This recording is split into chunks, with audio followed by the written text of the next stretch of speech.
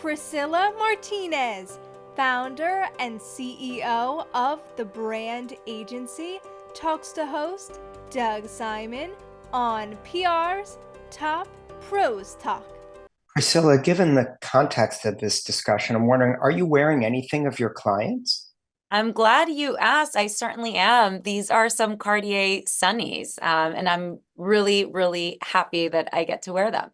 Yeah, and I'm wearing a shirt from Theory. I've got the watch my wife got me when I got married. No one is paying me anything to be doing that.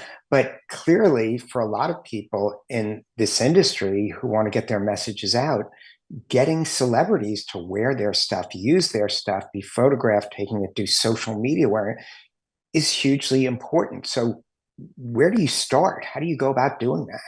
Celebrity placements are a holy grail, and they can completely change the trajectory of a brand. I don't have to tell you. You see someone wearing something, it becomes hot. There's sellout moments and there's headlines about the sellout moment. It can completely make a brand. And it's a complicated web of relationships and strategies that happen behind the scenes for those placements to happen. And where you start, you probably want to onboard a really great PR firm that can help you navigate those waters. There's so much going on. There's so many circles of influence that you have to be touching. There's so many things that you have to be taking care of that sometimes it's tough for an in-house team to have their finger on the pulse and to be able to know when Vogue is shooting, their spring pages, or know when Beyonce's stylist wants to pull something because they're shooting the cover. So having a team that is in it every single day really helps get those efforts where they have to be for a brand. Yeah, and you talk about the circle of influence. How do you start penetrating that? Because I'm guessing, like an onion, there might be different layers that you have to get through to get there. Completely. There's different layers, there's red tape, there's closed doors. And as a publicist, and as a fashion publicist, you really have to ensure that you kick down doors if needed for a client. So, gone are the days when all you had to do was reach out to the stylist and that would ensure a complete placement, right? Now you have the stylist, you have the stylist assistant. Sometimes the stylist, when they're well known and large enough, they have their own studio. So you have to make sure that you're keeping up with relationships, that you're making it turnkey for everybody in that equation to pull samples from you, that you're reliable, that they know that if you say you're going to get them something by a certain time because they have a fitting, you will be able to do that. That's actually for organic placements that you're Correct. talking about, which is obviously you're not spending $2 million to have them wear something. It's happening organically because of your skill and expertise and the product fitting the moment. Correct. No money is exchanged. Someone just really likes the product. They think it would go well with whatever it is that they're doing, whether it be a music video, a photo shoot, a red carpet that they're sending their client to. So making sure that you take care of that. And I know I spoke, and touched upon the stylist part of the equation, but you have the personal publicist as well, where you can send gifts to a client through. You have the manager, you have the person's executive assistant, right? That might be a door that once you make that relationship and you make it strong enough and you become a trustworthy partner, you can get product in and out really easily. So there's different avenues that you should try as a publicist, but making sure, again, that you're a reliable partner, that they know that you have, great product to offer, that if they are in a pinch, that you'd be able to get them out and that you're keeping yourself organized. There's hundreds of samples that go through every single fitting. So making sure that you can be someone that can say, hey, we sent this, it's in this type of package. I'm going to send my courier or someone from my office to pick up. You just have to be incredibly organized and also very reliable for these people. Yeah, it's sort of interesting the analogy that between our work, where we're pitching TV to get our client spokespeople interviewed, and ideally you want to build the relationship where they reach out to us. Hey, can you find me someone who does this? And you help out even if they're not a client of yours. Do you ever have that kind of situation where you want to be on the other end of the email, on the text, like, hey, we're doing the shoot. Can you get me something to do this? And you'll try and fulfill it? Correct. And at this point, with our agency, that is most of the traffic that happens. We'll have, a Vogue editor or any of the wonderful magazines out there planning shoots, or stylists, if their client is heading on vacation, they have the Cannes Film Festival. Cannes Film Festival is big for Sunnies. That's why I mention it. But they now know that you are a reliable partner. So whenever they're calling in samples, you're at the top of their list.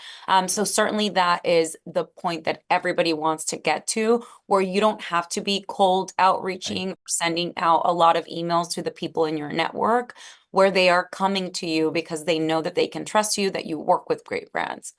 It can take years, I imagine, to build those relationships. Any tips you have help sort of speed up that process? Absolutely. It can take years to build these relationships. It can take many unanswered emails. The best tip that I would offer is for you to put yourself in the place where these people are, especially in the advent of AI. I'm sure you and everybody else that is listening to this chat gets hundreds of emails every day. They're inbound, and they're all trying to, capture your time, capture something from you.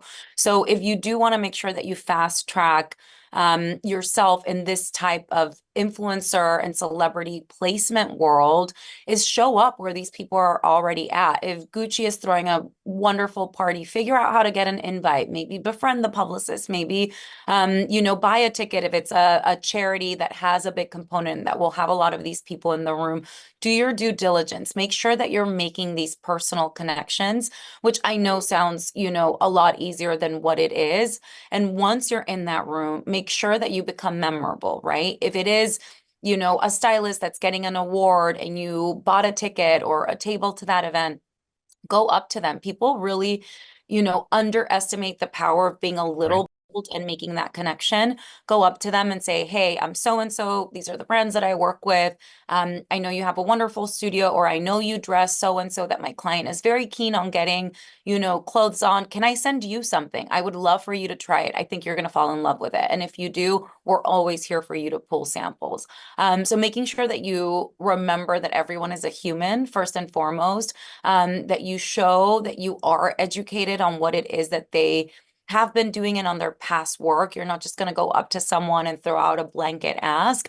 If you're precise, if you say, hey, I noticed that you, put on this amazing outfit on Beyonce, for this tour, leg of the tour in Japan. And then she looked amazing in the Vogue cover. By the way, I have a client that bodes well for this that you guys are doing. Would love to send you something. It shows that you're paying attention, shows that you admire their work, and it also shows that you're serious, that you're just not, spraying and then praying that something hits. Right. So now I'm sure it's an awesome moment when you first learn that, hey, a celebrity is going to wear your client's product. Is there a process once you find that out to try and maximize the impact of that? I wish the world worked in a way where every time you send out a sample and they end up using it, you get a beautiful email or a phone call and they say, you are so lucky you made the cover of, this magazine, or we're going to have this celebrity walk down the carpet with your item. It's not so. I'm not blaming anybody in the Right. equation. We are all so busy after a marathon of fittings. The last thing someone wants to do is, type out that email. Everyone has to take care of their own work. So what you do in order to make sure that you catch the placement is you have to invest a lot of time in the platforms that are gonna, feed you the placement, right? Whether that be Instagram, TikTok. You also have to make a habit of going on um, the websites for the photo agencies. So Backgrid, Getty, I mean, Star Treks, making sure that every single morning you're checking the photography that went out and that happened the day before, and that you're catching any of the placements. So catching a placement is an art in it, in itself. After you catch the placement, you are correct. You want to make sure that you shout it from the rooftops, that you amplify, that you maximize. It doesn't matter if you have every single person in the world wearing your stuff. If people cannot ID it, if editors cannot, link back in their story, your brand is not going to get the ROI. They're going to look back at the end of the month and say, sure, Hmm. happy we spent all this time, effort, and resources on sending out samples, but I'm not seeing sales tick, right? So what Right. you mentioned is actually one of the most important parts of the whole process. What you have to do is ensure that you go out. To formally do this, you would put out a fashion alert, is what we call it, where you just say, name of the person, location, wearing this style. You give, the journalist a link to where they can direct their readers or viewers. And you also purchase rights for the image. This is really important. You don't want to get any client in trouble. You don't want Right. to, work off the back of a photographer that, was out there all night trying to capture this perfect shot. So you purchase rights for the image and you can include that in your pitch. Let's say your client doesn't necessarily want to purchase rights for that image. You can also direct people to where they can purchase rights. So sometimes a lot of the outlets that we work with already have their own Getty membership. So Sure. in that case, you can let them know we don't have rights for this image. You can find it in Getty. Here's the link, and direct them to purchase or, pull from their membership. So there's ways of doing it, but you certainly have to ensure that you get that information out there.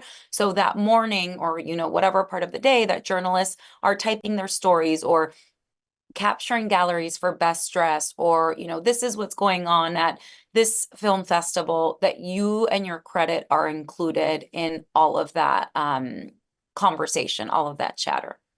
Yeah, and I would think that the hosts of the event where the celebrities are would also appreciate if you're getting the word out about that, and also might be less open to working with you if they don't see an effective campaign pushing out once a photo happens. Why work with you if that's not helping them get awareness? Yeah, correct. And, it seems very easy and, it's a flawless process when a consumer is reading about it and they say, Lady Gaga walked down the carpet and, this necklace for Tiffany and Company or whatever amazing placement it may be. But the truth is that there were publicists, stylists working behind the scenes and making sure that everything in that article is right. So, let's say it is Oscars, Hollywood Reporter or one of the big trades, and even E! News, if they or an outlet like E! News or Entertainment Tonight, when they themselves are on the carpet, you reach out to the producers and you say, hey, I just saw so and so hit the carpet. They're wearing my jewels, my sunglasses, my dress, whatever it may be. Here's the credit. If your producer asks about it, it's 25 carats and it's a flawless diamond, and it is you kind of feed them all of this information. So by the time the celebrity reaches that area on the carpet where they're getting interviewed, all the hosts already have that information, and they can say, I hear that your jewelry is archival. Can you tell me a little bit more about that? And then the person, the talent wearing it, can expand and it becomes a very authentic conversation. But again, it seems very flawless on camera. It seems very flawless when you read or see the beautiful images on Getty. But the reality is that there were so many people working to make this happen behind the scenes, coordinating, making sure that, the correct information is put out there for the people that are consuming this fashion content. Yeah, and Priscilla, just to bring the conversation full circle, turns out my wedding watch was purchased at Tiffany, so we can I get love them that. another mention. Any final thoughts you want to leave the audience with after such a great conversation? Absolutely. I think the biggest takeaway here is that it is an art and that there is a time investment and a resource investment that goes into securing these influencer, creator, celebrity dressings.